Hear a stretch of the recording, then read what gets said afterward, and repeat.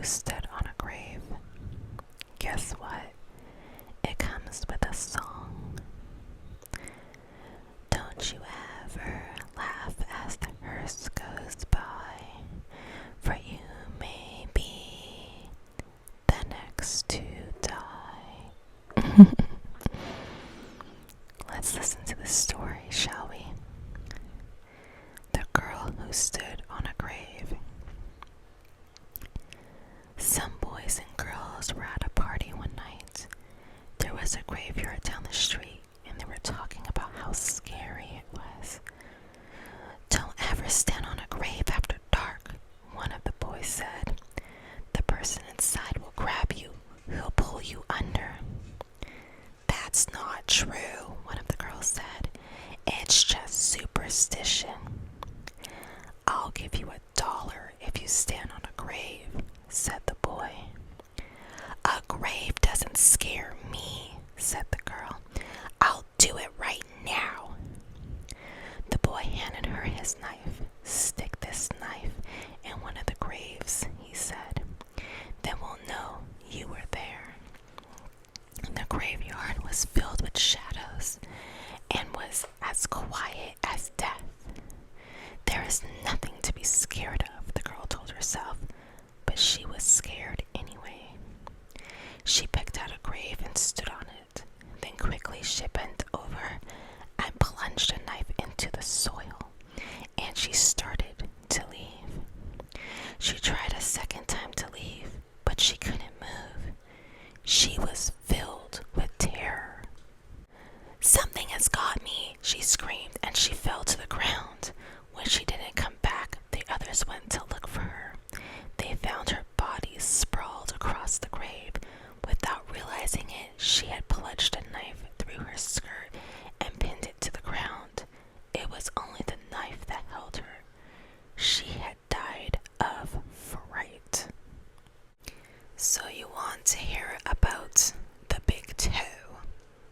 Alright, let's go ahead and relax and listen to the story, but don't get scared.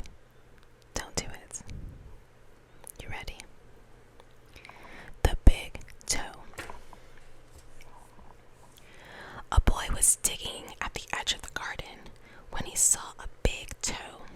He tried to pick it up, but it was stuck to something, so he gave it a good hard jerk, and it came off in his hand.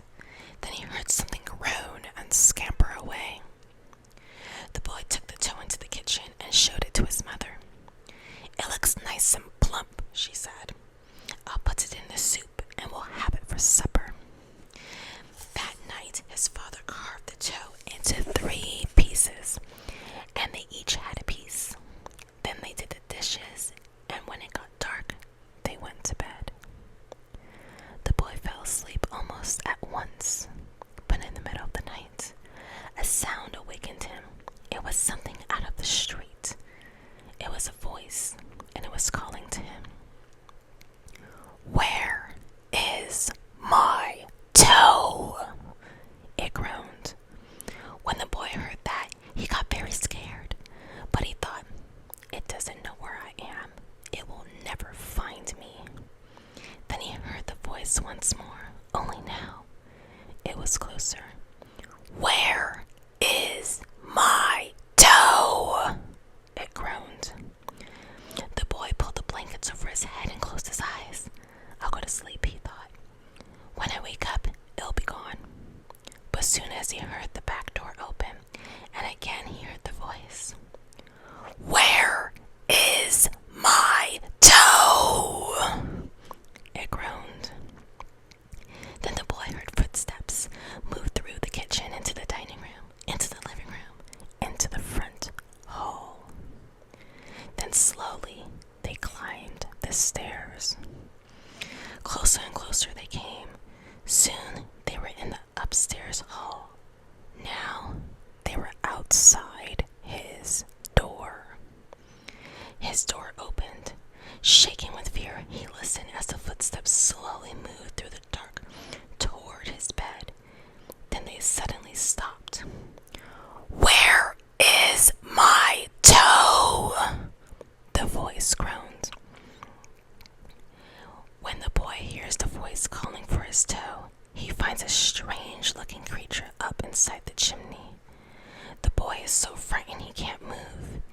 just stands there and stares at it.